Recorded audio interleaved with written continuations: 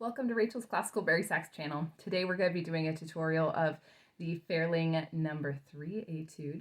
So hopefully you already listened to it and have some ideas about how it went, and let's talk about some of the things that I did to learn this piece. Let's get started.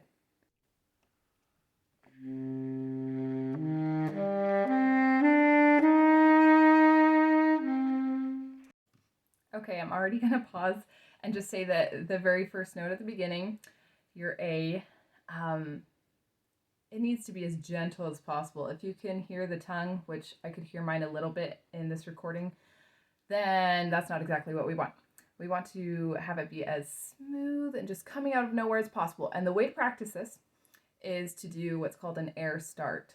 So you're going to just try blowing air through your saxophone without using any tongue and see how quickly you can get a note to start. That would sound something like this. And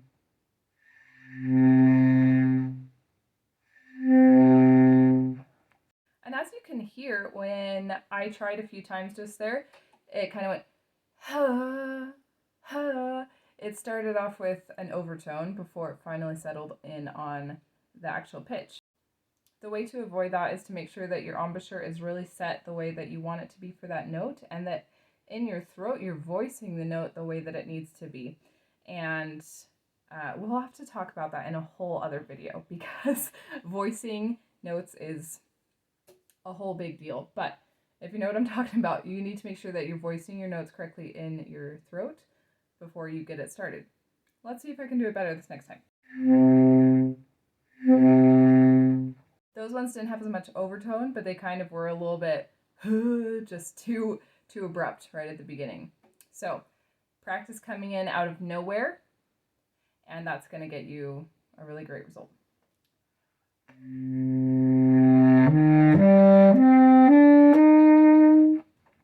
And then you'll add the tongue back in to just gently nudge it to start off this piece, and that'll be great. Let's keep going.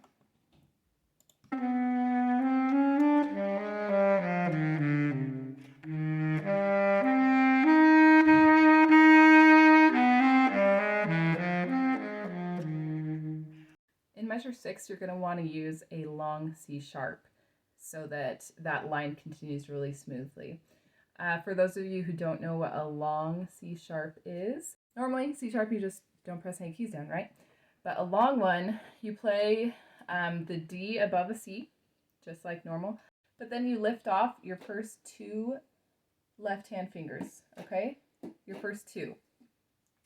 And that's going to get you your C sharp. And this avoids the awkward transition between notes that have the register key and notes that don't have the register key. Okay, so use your long C sharp. Here's an example of what it sounds like without the long C sharp.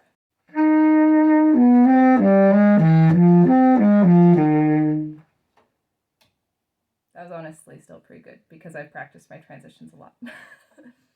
Here's what it sounds like with the long C sharp.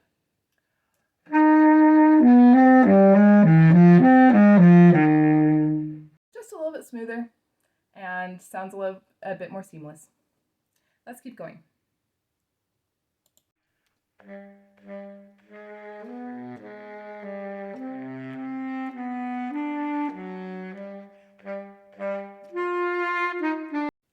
So you may have noticed in measure 8, I put staccatos on my 2 E's that are the pickup notes into measure 9. And the reason I did this is because in measure 10, you'll see that there are 2 E 8th note pickups, and they have staccatos written on them. Sometimes we have to make judgments about what the composer was intending. Did they really want that one to be smooth, whereas the other one was staccato? Did they want it to be different, or did they want them to match and be similar? So I went with the matching style. It happens again later on in the piece too, where there's some pickup notes and I add staccatos to them so that it all sounds kind of the same. On the subject of staccatos, staccatos are going to be created by using your abdominal muscles. Your diaphragm is going to be punching air up to make those notes light. And you don't, in classical music, usually want to use a tongue to stop your staccatos, okay? So it's just going to need to be air, hoo, hoo, hoo, hoo. And that's how your air is going to stop, is just with your diaphragm muscles holding it in. Here's an example of what it sounds like with the tongue cut off. And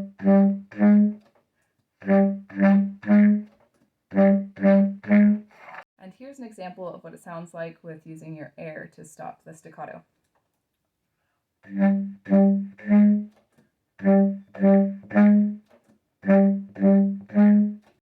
It's a lot bouncier and lighter, and that's what you want to go for. You don't want it to be abrupt, okay?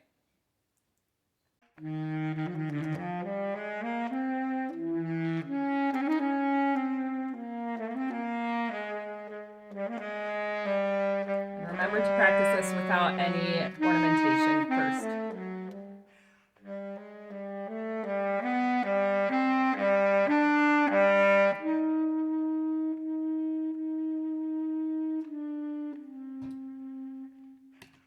Beautiful, beautiful crescendoing, and then immediately dropping down to a pianissimo. So how do we do that? We're going to do that by, at the pianissimo, immediately letting less air pass through our mouth. It doesn't mean that you stop pushing as much air. You want to push just as much, but then not let more air pass through. So it's going to become, instead of a wide stream of flowing air, it's going to become this like laser point of very concentrated air.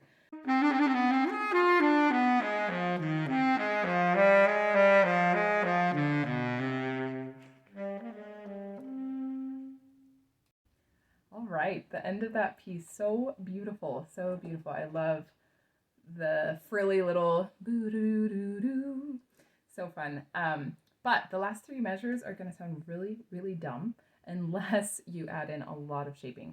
Lots of shaping, okay? So really stressing the agogic accents and coming away from notes that aren't as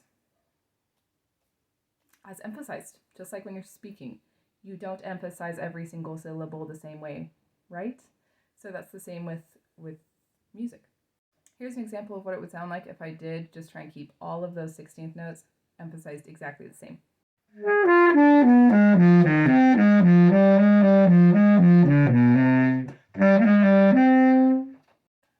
That was pretty boring. And let's see if I can now show where the accents should be and how it should be shaped.